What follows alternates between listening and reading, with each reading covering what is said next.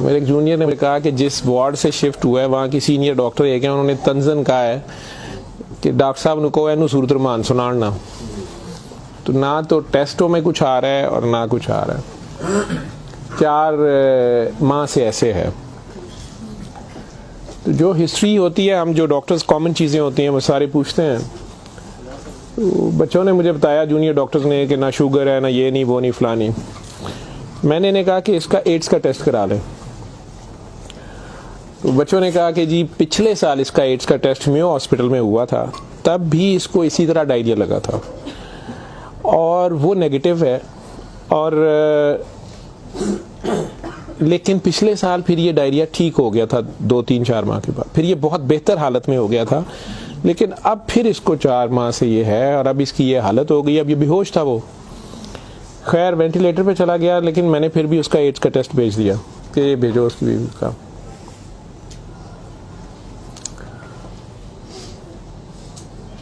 सूरह रहमान हमारे आईसीयू में वैसे ही लगती है, सुबह दोपहर शाम, कई बार मिस हो जाए, दिन में कम से कम एक बार ज़रूर लग जाती है। कोई ना कोई डॉक्टर नर्स ड्यूटी अपनी समझ के इसको लगा देते हैं।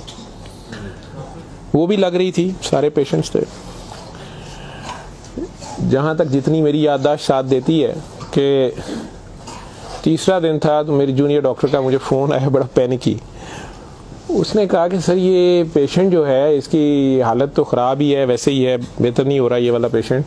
इस पर अचानक एक चेंज आई है कि ये सूरह रहमान जब भी लगती है, मैंने नोट किया है, लेकिन नर्सेज सुबह से बता रहे थे, लेकिन मैंने ये नोट किया अब कि जब भी लगती है इसके नाक और मुंह से वैसे उसके पाइप डाला हुआ था, फेफड़े, हम सांस उसको मशीन, सांस वाली मशीन से जो है ना वो उसके लिए पाइप डाला हुआ था, नाक में भी एक नाली थी मैदे के लिए, बेहोश था। उसने कहा जी इसके नाक में से सुंडियां उबलना शुरू हो जाती हैं बाहर को, और नर्सेज इसके ऊपर ड्यूटी करने से तंग हो रहे हैं। तो अब शक्कर एक मशीन होती है जिससे हम मरीज के अंदर से एक बलगम निकालते हैं जो नेगेटिव प्रेशर से सक करती है। तो सर इसको हम सक करते हैं, लेकिन ये नहीं समझ आ रही कि ये कहाँ से आ रहे हैं। मैंने कहा इसके मैदे से खींच के देखें, उन्होंने कहा जी उधर से नहीं आ रहे। मैं कि इनकी सांस वाली नाली से आ रहे हैं, जी उसमें से भी नहीं आ रहे। लेकिन जब सूरह रहमान बंद करते हैं ये ख़त्म हो जाते हैं, ये बाहर नज़र नहीं आते। यहाँ हमारी हड्डियों में खाली जगह होती है, उन्हें हम साइनस बोलते हैं डॉक्टर्स। तो मैंने कहा यार फिर इसके ये साइनस से आ रहे हैं, और मेडिकली हम इसे मैगट्स इन्हें कहते हैं। हम शुगर का मरीज बेचारा आखिरी स्टेज पे, कई बार उसके जख्म बहुत ख़राब हो जाए तो उसमें कीड़े कई बार पड़ जाते हैं इस तरह। लेकिन ये चीज़ मैंने नहीं सुनी थी, और ना ही उसकी कोई, ना वो शुगर का मरीज़ था ना कुछ और था। मैंने डॉक्टर साहब से कहा कि आप जो है ना इसका ये तो अब एंटीबायोटिक्स जा रही हैं, सारा कुछ जा रहा है, वैसे इसके एड्स के टेस्ट का पता करें वो कब तक आएगा। तो मुझे लग रहा है कि इसकी क़ुव्वत मुदाफ़ियत कोई नहीं है, और ये कीड़े इस तरह पड़ गए। अगले दिन जब मैं राउंड पे आया तो मुझे एक और कहानी पता चली। उन्होंने कहा जी कि इसकी बीवी जो है ना उसने कल रात को हमारी स्टाफ से लड़ाई की है, और वो क्रिश्चियन हमारी जो स्टाफ है नॉन मुस्लिम, शायद उन्हें बड़े गुस्से में उसने कहा कि तुम लोगों ने हमारा मरीज़ ख़राब कर दिया और कीड़े डाल दिए हैं, आप लोगों की केयर अच्छी नहीं है। थी वो बिल्कुल लोअर सोशियो इकनॉमिक स्टेटस से, पुअर, जो अनपढ़ तबका जिसे कहते हैं। तो कहती जी उसने काफ़ी शोर डाला है कि मेरा मियाँ तो बिल्कुल ठीक ठाक था, ये कीड़े आप लोगों ने 3 दिन के अंदर डाल दिए हैं। तो वो डॉक्टर साहब कहने लगे कि बड़ा अच्छी दलील दी है। जो ड्यूटी नर्स थी वो इसको कहने लगी है कि इधर आओ, बल्कि उस नर्स ने हमारी ने नोट किया कि ये सूरह रहमान जब लगती है तो ये ऐसे होता है। तो उसी ने डॉक्टर को मेंशन किया, लेकिन ये औरत शोर डाल रही थी। तो उन्होंने उसको दूसरे 2 मरीज़ों के पास ले गए जो हमारे पास 5-6 महीने से बेहोश, एक के सर में चोट थी तो उसके दिमाग ख़त्म हुआ हुआ, एक को वैसे फालिज से दिमाग ख़त्म हुआ हुआ था, तो उन्हें घर भी नहीं ले जाया जा सकता था। तो 4-6 माह से वो हमारे पास आईसीयू में है। तो उन्होंने उन्हें कहा कि ये देखो अगर कीड़े पड़ने होते तो ये 6 महीने से हमारे पास हैं, तो इनके तो ज़ख्म भी नहीं है, पीछे बेड सोर बन जाते हैं, कुछ भी है, तो आपके मरीज़ को ही हमने 3 दिन में करना था। तो इनकी कोई बीमारी ऐसी है, और हमें एड्स वाला वो जो भी उन्होंने कहा कि जो टेस्ट हमने आपको दिए हैं ना कि करा के लाएं बाहर की लेबॉर्ट्री से या कहीं अंदर से, वो हमें ला के दो जाम से रिपोर्ट है। उसने कहा जी वो काफ़ी वैसे एग्रेसिव है, तो लेकिन उसके अलावा कोई और रिश्तेदार इसका है ही नहीं है, और वो कोई चीज़ ला भी नहीं रही, दवाइयाँ भी हमने खुद अपने फंड से शुरू कर ली हैं। इसका करना क्या है। और मसला ये है कि ये जिस वक्त सूरह रहमान लगती है तो ये कीड़े इसके अब तो आंखों से भी कुछ निकले हैं, तो इसके नाक और मुंह से उबलना शुरू हो जाते हैं। लेकिन जब हम बंद करते हैं थोड़ी देर बाद वो मुंह में कहीं नजर नहीं आते। तो हमारा ये ख्याल था कि सूरह रहमान बंद कर देते हैं। इसकी बीवी ने भी कहा कि ये तुम लोग फिर बंद करो, पता नहीं क्या तुम लोग लगाते हो। तो वो जो हमारी नॉन मुस्लिम सिस्टर थी उन्होंने उसे कहा कि मेरी बात सुनो, मुझे नहीं पता इसे क्या बीमारी है, लेकिन वो इसे प्रेयर कहती थी। उन्होंने कहा जब ये प्रेयर लगती है ना, ये कीड़े इसको छोड़ के भागते हैं, ठीक है। तो मैं तो कहती हूँ इसको 24 घंटे यही सुनाई जाओ। जब मैंने ये बातें सुनी तो खैर मैंने कहा कि इसकी बीवी को कहो कि वो रिपोर्ट का या हमें रिसीट दे दें, हम खुद अपने तौर पे पता कर लेते हैं। तो मेरे राउंड करने के बाद वो बंदी खुद ही आ गई मेरे पास।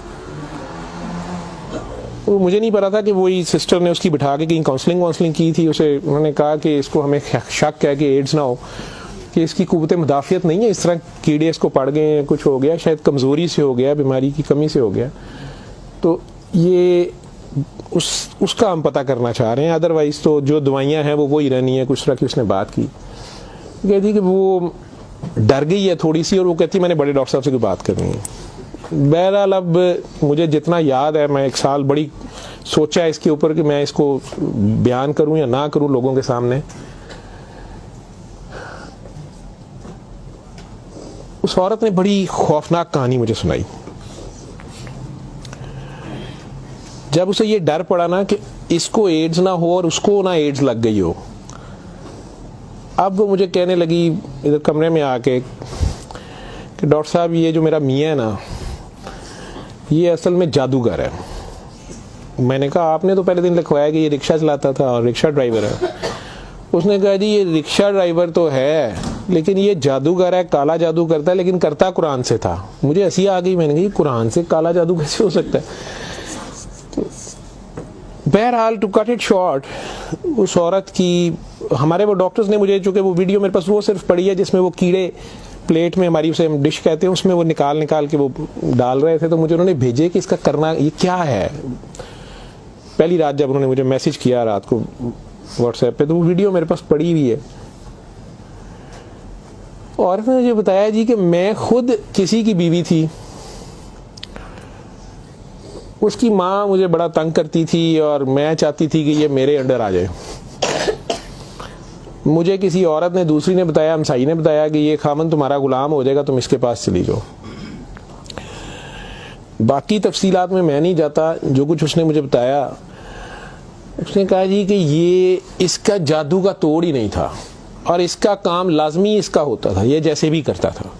तरीकाकार उसने क्या कहा जी, इसने कमरे में अंदर एक गाव तकिया रखा होता था, उसके ऊपर इसने वो जिस तरह स्माइली होता है, जो मुझे समझ आई कि उसने कोई बुत सा बनाया हुआ था, उस कमरे में ये बैठाता था और वो लोगों को पहले तो कुरान शरीफ भी पता नहीं पढ़ने को कहता था, कुछ करता था, फिर उनकी बात सुनता था, सारा कर करा के जो मुझे उसका तरीका वारदात समझ आया या जो भी था। उसने कहा जी कि जो गरजमंद होता था ना, वो दीवाना, औरतें बड़ी दीवानी होती थी, ठीक है, या यंग लड़के लड़कियां कि मेरी वहाँ शादी हो जाए, वहाँ हो जाए, औलाद हो जाए, कई लड़के आते थे। तो जो उसने सबसे गंदी बात मुझे बताई, बड़ी फजूल जो उसकी हरकत थी या जो भी, वो इस्लाम तो हो ही नहीं सकता। उसने कहा जी ये उन औरतों को, और अपने बारे में उसने कहा कि मैंने भी ये गलती की, मेरे से भी ये गुनाह हुआ, लेकिन मुझे गुनाह सवाब का इतना नहीं पता था।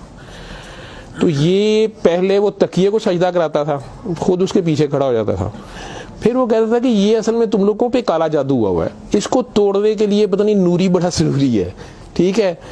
फिर वो हमें कहता था कि वुजू करके आओ, ठीक है, वुजू करके आते थे, वो पता नहीं कौन सी सूरत पड़ा, वो कई सूरतें मिक्स करता था। ये सब करते कराते 1-2 सेशनों के बाद कुछ नहीं लेता था। फिर जो ज्यादा लोग अपने काम के पीछे दीवाने होते थे, उनको वो बताता था कि इसमें बड़े पैसे भी लगेंगे, ये जान पे खेलना पड़ना है, पता नहीं क्या करना, और तुम्हें भी मेरे साथ करना पड़ेगा, इसमें बड़ा कुछ जो है ना रिस्क है, लेकिन काम तुम्हारा हो जाएगा।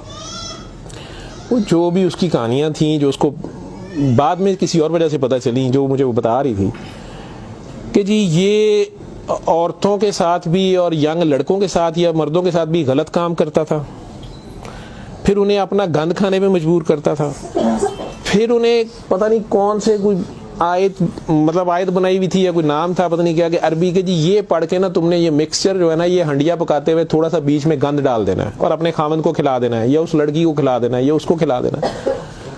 तो मैं अपने खामन के साथ ये सारा कुछ किया मैंने। अब मुझे बताएं कि जब वो उस बंदे के साथ ही सो गई तो उसका खामन तो वो रहा ही नहीं है ना, तो ना वो मुसलमान रही है ना वो ये हरकतें सारी। अब उसके बाद बकौल इन खातून के, इस लड़की के, कि जी वो खामन जो मेरा था उसमें तो तब्दीली नहीं आई, उसने मुझे फुल मारना शुरू कर दिया और मुझे इसकी, मेरे तड़प इसकी तरफ भागती थी कि मैं इसके पास आऊँ। तो फिर मैंने इसके पास वैसे आना शुरू कर दिया कि मैंने तुम्हारे साथ शादी करनी है, मैंने उधर से तलाक लेनी है, मैंने ये करना है वो करना है। तो मैं उन्हें बताए बगैर इसके पास आ गई।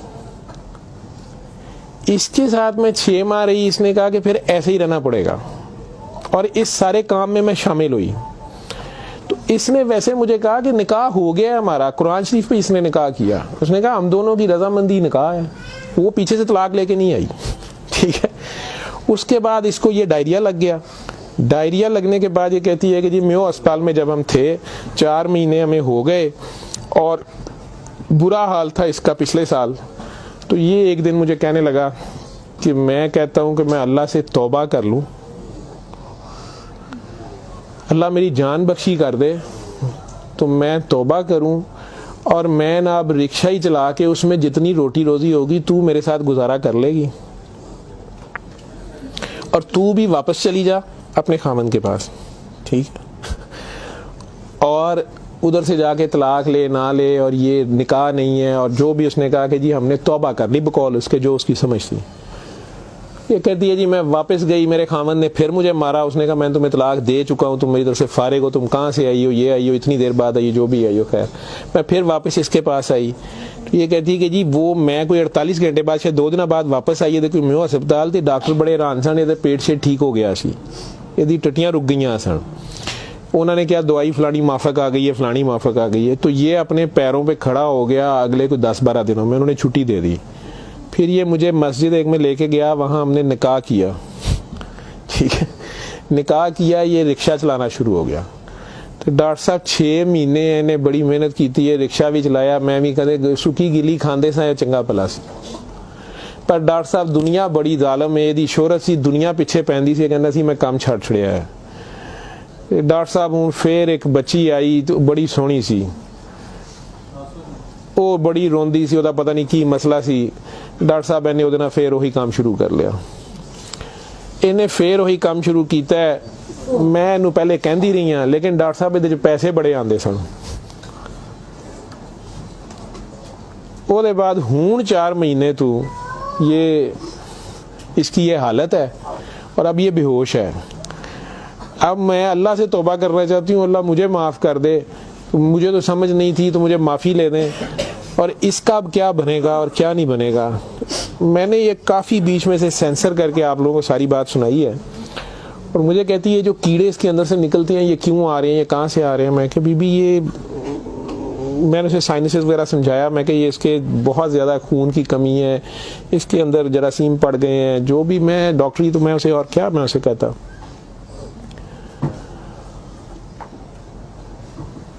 और उस वक़्त सारी बात सुना के तो उसने वो रिपोर्ट अंदर से निकाली और मुझे कहती है जी ये रिपोर्ट में तो इसको HIV की रिपोर्ट थी कि जी वो उत्थे रिपोर्ट वाले मैनू कहा है कि डॉक्टर साहब फौरन जाके दिओ ते तुसी वो लैबोरेटरी में कहीं पूछती रही।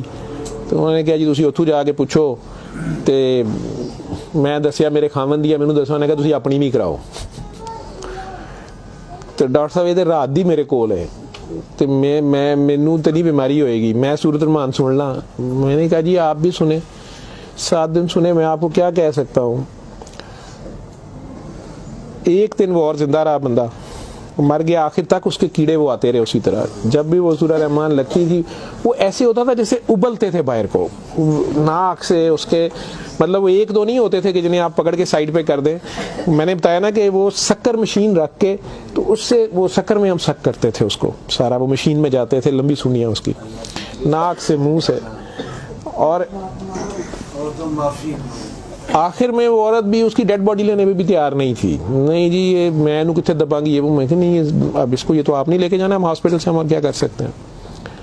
अल्लाह जाने कि ये साल पुरानी बात हमारे हॉस्पिटल में रह के गया है पेश। अव्वल तो मुसलमान ना जादू कर सकता है, अगर वो जादू वाला इल्म कहीं से सीख भी लेता है या अपने तरीके से वो समझता है वो जादू कर रहा है, तो वो मुसलमान नहीं रहता। एक चीज़, कुरान को ही लोग मिसयूज़ करते हैं, नापाक हालत में गलत तरीके से बड़ा कुछ करते हैं, और कई बार हम नासमझी में भी अपना खसारा बढ़ाते हैं, हमें समझ नहीं होती और हम कुछ चीज़ें करते हैं। कुरान खुद कह रहा है कि इससे मोमिन के लिए शिफा और रहमत है, और जालिम इसी में से अपने लिए खसारा बढ़ाते हैं। अपनी जान पे जुल्म करना भी जुल्म ही होता है। तो अव्वल तो मुसलमान जादू ना कर सकता है, ना किसी दूसरे पे करवाता है। अगर दूसरे पे भी करवाता वो मुसलमान नहीं रहता। जब आप जादू के चक्कर में पड़ेंगे, ये खुद शिरक है। आप अल्लाह बनने की कोशिश कर रहे हैं ना, आप अपनी मर्जी के रिजल्ट्स लेने की कोशिश कर रहे हैं, ठीक है, माफुकुल फितरत तरीके से, और फिर उससे ज़्यादा बड़ी बदबख्ती कि अल्लाह के कलाम को मिसयूज़ करके सारा करके, तो वो मुसलमान नहीं रहता। मैंने उस दिन भी बताया था, वो बच्ची अमेरिका से जो फ़ोन कर रही थी आप लोगों के सामने, यहाँ मैंने उसे कलमा शहादत पढ़ाया था, तो उसे दोबारा कलमा पढ़वाया था, क्योंकि उसको पता नहीं था। यहाँ वो आई तो वो उससे यही काम किसी और ने करवाया। वो मुसलमान रह ही नहीं गई हुई थी, और खामन से लड़ाई उसकी चल रही थी, उनका आपस में फसाद हो जाता था, ठीक ठाक प्रॉब्लम में थे। उससे दोबारा से बावजू हो के आप कलमा पढ़ें। ज़िंदगी में अगर ऐसी कभी गलती कर दी है तो अल्लाह से माफ़ी मांगे, अल्लाह नबी से, और दोबारा से कलमा पढ़ के मुसलमान हो। दूसरा, अगर आप में से किसी को वहम है कि आप लोगों पे जादू है, तो किसी बाबे के पास जाने की ज़रूरत नहीं है। ये तो फटाफट आप लोग कहते हैं कि जादू बरहक है, और जी जादू नबी करीम सल्लल्लाहु अलैहि वसल्लम पे भी हो गया था। नबी करीम सल्लल्लाहु अलैहि वसल्लम ने उसको कैसे तोड़ा था, उन्होंने क्या तरीका बताया? एक बार सूरह फलक, एक बार सूरह नास, या आप 3 बार सूरह फलक 3 बार सूरह नास पढ़ लें, जादू ख़त्म हो गया। औज़ु बिल्लाहि मिनश शैतानिर रजीम पढ़ते ही ख़त्म हो गया। वैसे तो मुसलमानों पे तो होता ही नहीं है। मैंने सूरह मोमिनून की 89 आयत बार बार रेफरेंस दिया है, मैं किसी बहस में नहीं मजहबी में पढ़ना चाहता। अल्लाह बड़े वाज़ेह तरीके से उसमें बता रहे हैं कि इनसे पूछो, सूरह मोमिनून में 84 से 89 तक, इनसे पूछो कि आसमान और ज़मीन का मालिक कौन है, ये सारा कुछ किसने बनाया, ये फ़ौरन कहेंगे अल्लाह ने। इनसे पूछो तुम्हारी ज़िंदगी और मौत का हर चीज़ कौन फनी, कहेंगे अल्लाह में। फिर इनसे पूछो फिर तुम कहाँ से जादू कर दिए जाते हो, जब हर चीज़ का मालिक वो है, तो फिर ये जादू तुम लोगों पे कहाँ से हो जाता है? ये हमारी अपनी सोच में होता है। 99% लोग तो साइकी के मरीज़ बने होते हैं, और ये असल में आपस की नफ़रत होती है। हमारी आपस की नफ़रत, हसद, कीने, बुग़्ज़, लालच, हवस, ये जो हमारी सोच की लहरें हैं, ये ज़रूर एक दूसरे को डिस्टर्ब करती हैं। ये नज़र लग जाती है, माँ की नज़र अपने बच्चे को लग जाती है, प्यार से ही देख ले, उसको ज़्यादा एनर्जी चले गई, बीच में माशाल्लाह नहीं कहा, फोकस अल्लाह से हटा, बच्चे पे गया आपका। तो अल्लाह के रेफरेंस से उस बच्चे को देखें कि माशाल्लाह मेरा बेटा कितना प्यारा, तो फिर नज़र नहीं लगती है। ये बातें आपको समझाई गई हैं, इस फोकस आपका अल्लाह रहे। नाउज़ बिल्ला, कई बच्चे मेरे साथ ज़्यादा प्यार से जब ज़्यादा चलते हैं, आप अल्लाह हैं, नाउज़ बिल्ला मैं अल्लाह कैसे हो सकता हूँ? फिर उन्हें मैं कहता हूँ कि बेटा ये कुफ्रिया कलमा है। किसी बात से कोई बंदा मुद्दतों से फंसा होता है, उसमें से निकलता है, कई बहुत बड़ी बात कर देते हैं। होश के लोग नहीं होते हैं, जब तक होश में नहीं होते हैं तो उस वक्त तक तो उन पे हद नहीं लगती, लेकिन जब होश आ गई है उसके बाद ये बात कुफ्र में आती है, और अल्लाह ये बर्दाश्त नहीं करता। आप नासमझी में भी कर रहे हो, बच्चा नासमझी में भी उल्टी सीधी हरकतें कर रहा हो, तो माँ तो कान पकड़ लेती है, उसने भी उसे सिखाना तो होता है, उसे साबित तो कराएगा, पहचान तो करा के छोड़ेगा अल्लाह कौन है, अल्लाह कहाँ है। ठीक है, आयतुल कुर्सी का मतलब है कुर्सी की निशानी, कुर्सी का इशारा। ठीक, जब आप खौफ की हालत में हैं तो वो पढ़ लें, या आपको लगता है कि हमें कोई मसला ना हो तो पढ़ लें, तो उसका मतलब ये नहीं है कि वो आयतुल कुर्सी के लफ्ज़ या आयतुल कुर्सी के वो आपकी हिफाजत करते हैं। उसका मतलब क्या है? अरब्स को तो पता चलता था पढ़ते हुए कि वो क्या कह रहे हैं, तो वो सारी अल्लाह की हम्द और अल्लाह की शानें बयान हो रही हैं। तो कुर्सी की बात तो हो रही है कि कुर्सी ज़मीनों आसमान पे हर तरफ वो है, तो असल में तो कुर्सी वाले की बात हो रही है। तो जो कुछ करना है कुर्सी वाले ने करना है, तो अगर कुर्सी वाले से आपका ध्यान हट गया ठीक है, तो आप कुर्सी की पूजा शुरू हो गए, तब भी फंस गए आप।